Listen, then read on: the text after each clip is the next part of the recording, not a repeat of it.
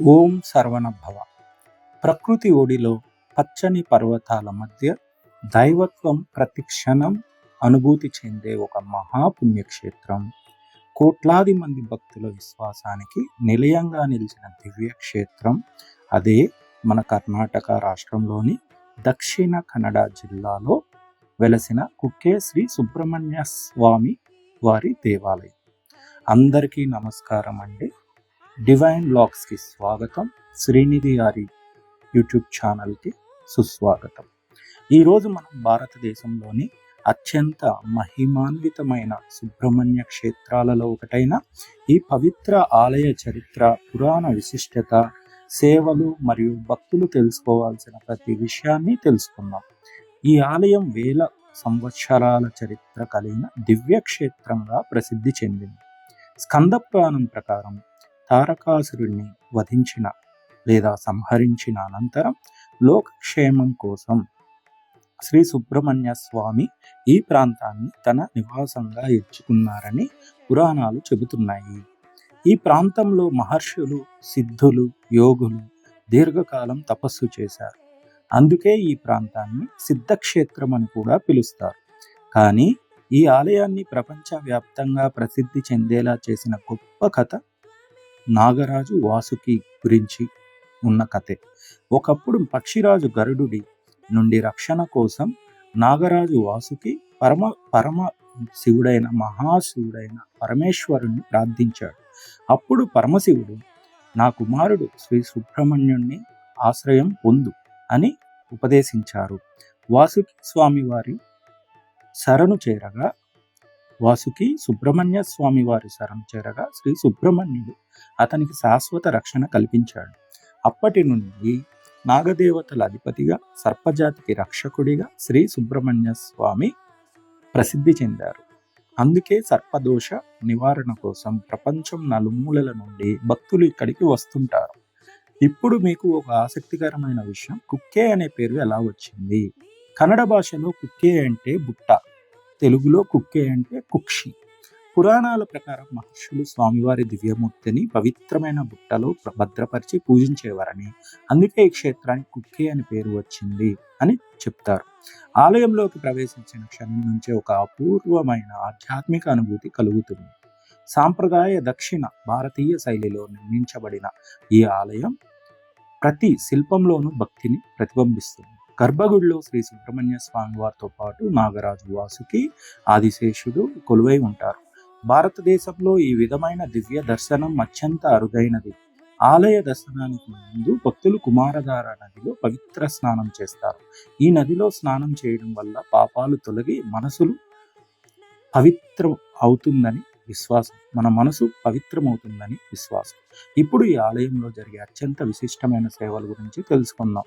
ప్రపంచ ప్రసిద్ధి చెందిన సర్ప సంస్కార సేవ ఇక్కడే అత్యంత వైభవంగా నిర్వహించబడుతుంది. నాగదోషం, కాలసర్ప దోషం వంటి సమస్యల నివారణ కోసం 2 రోజుల పాటు ఈ సేవ నిర్వహిస్తారు.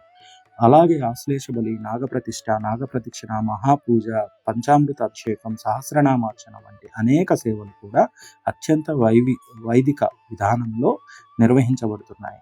ఇక్కడ జరిగే ప్రతి సేవ శతాబ్దాలుగా కొనసాగుతున్న సాంప్రదాయాలకు నిదర్శనం. ఇప్పుడు ఈ పవిత్ర క్షేత్రంలో జరిగే ముఖ్యమైన పండుగలు, వసతి, అన్నదానం, ప్రయాణ వివరాలు మరియు ప్రతి భక్తుడు తప్పక తెలుసుకోవాల్సిన విశేషాలు తెలుసుకుందాం.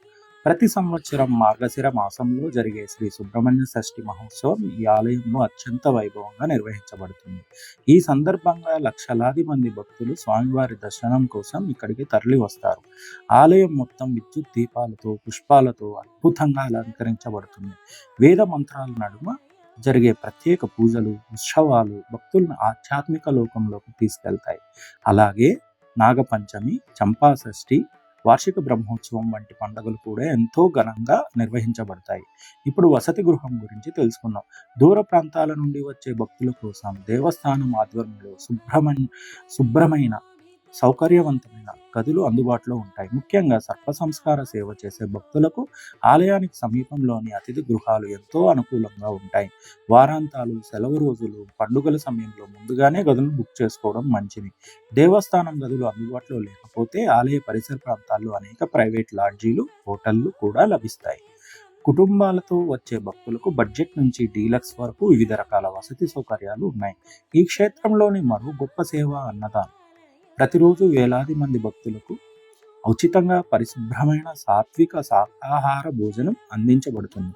భక్తి, సమానత్వం, సేవాభావానికి ఇది ఒక గొప్ప ఉదాహరణ. ఇక్కడ భోజనం చేయడం కూడా స్వామివారి ప్రసాదాన్ని స్వీకరించినట్లే భావిస్తారు. ఇప్పుడు దర్శన సమయాల గురించి తెలుసుకుందాం. ఆలయం తెల్లవారుజామున తెరుచుకొని అభిషేకాలు, ప్రత్యేక పూజలతో ప్రారంభమవుతుంది. మధ్యాహ్నం కొంత సమయం విరామం ఇచ్చి సాయంత్రం తిరిగి దర్శనం ప్రారంభమవుతుంది. పండుగల సమయంలో మరియు ప్రత్యేక సేవల రోజుల్లో సమయాల్లో మార్పులు ఉండవచ్చు. కాబట్టి ప్రయాణానికి ముందు అధికారిక సమాచారం తెలుసుకోవడం ఉత్తమం. మీరు కర్ణాటక వారి ప్రభుత్వం వారి వెబ్సైట్ ఉంటుంది, అందులో మీరు చూసి తెలుసుకోగలరు. అక్కడే టికెట్స్ కూడా బుక్ చేసుకోగలరు సర్ప సంస్కార సేవకి. ఈ క్షేత్రానికి ఎలా చేరుకోవాలి? రోడ్డు మార్గం ద్వారా మంగళూరు, బెంగళూరు, మైసూరు వంటి ప్రధాన నగరాల నుండి ప్రభుత్వ, ప్రైవేట్ బస్సులు అందుబాటులో ఉన్నాయి. రైలులో వస్తే సుబ్రహ్మణ్య రోడ్ రైల్వే స్టేషన్ సమీపంలో ఉంటుంది. అక్కడ మీరు దిగాల్సి వస్తుంది. అక్కడి నుండి ట్యాక్సీలు, ఆటోలు, బస్సుల ద్వారా ఆలయానికి చేరుకోవచ్చు. విమానంలో వచ్చే భక్తులకు సమీప విమానాశ్రయం మంగళూరు అంతర్జాతీయ విమానాశ్రయం. ఆలయానికి వచ్చిన ప్రతి భక్తుడు సాంప్రదాయబద్ధమైన, మర్యాదపూర్వకమైన దుస్తులు ధరించడం మంచిది. ఆలయ పవిత్రతను కాపాడుతూ నిశ్శబ్దంగా దర్శనం చేసుకోవడం ప్రతి ఒక్కరి బాధ్యత. దర్శనం అనంతరం సమీపంలోని కుమారధార నది, కుమార పర్వతం, పశ్చిమ కనుమల సహజ అందాలు కూడా తప్పక సందర్శించవచ్చు. ప్రకృతి, భక్తి, ప్రశాంతత ఈ ప్రాంతాన్ని మరింత ప్రత్యేకంగా మారుస్తాయి. ప్రియమైన భక్తులారా, కుక్కే శ్రీ సుబ్రహ్మణ్య స్వామి దేవాలయం కేవలం ఒక ఆలయం మాత్రమే కాదు. అది భక్తికి నిలయం, విశ్వాసానికి ప్రతీక. నాగదేవతల దివ్యక్షేత్రం. శ్రీ సుబ్రహ్మణ్య స్వామి అనంత కరుణను అనుభవించే పవిత్ర స్థలం. మనస్ఫూర్తిగా స్వామివారిని ప్రార్థించి భక్తితో దర్శనం చేసుకుంటే ఆయన అనుగ్రహం తప్పకుండా లభిస్తుందని లక్షలాది మంది భక్తుల నమ్మకం. అది నా నమ్మకం కూడా. ఓం శ్రీ సుబ్రహ్మణ్య నమః. ఓం సర్వణ భవ.